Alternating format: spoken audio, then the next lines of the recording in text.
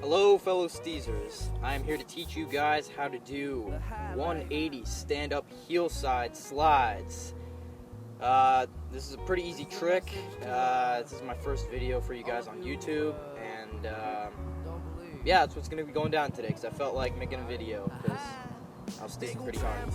Alright, so right now I am riding a Apex 40 Diamond Drop by Original. I got my butterballs on and they are perfect.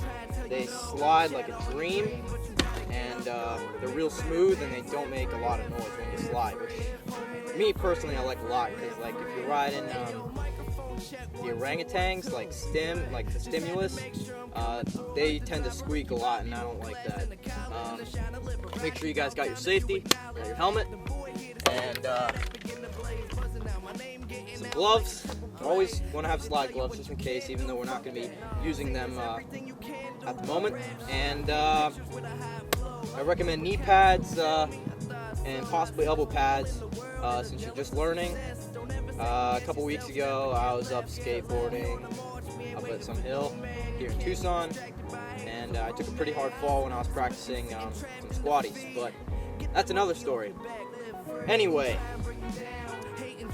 make sure you guys wear your helmet, gloves, maybe knee pads if you want them, preferably long pants.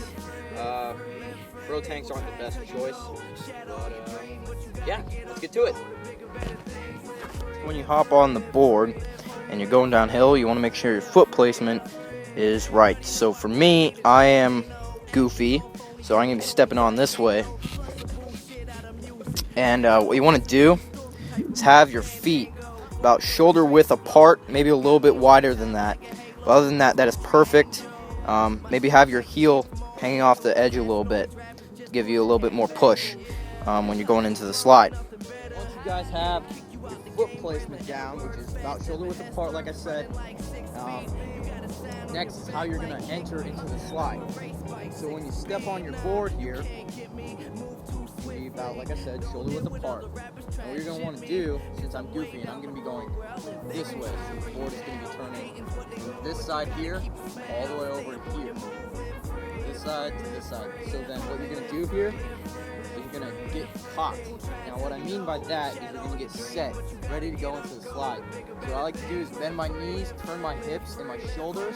This is where it's really important. Make sure your hips and your shoulders, it's all, to get this slide down, it's all in your hips and in your shoulders.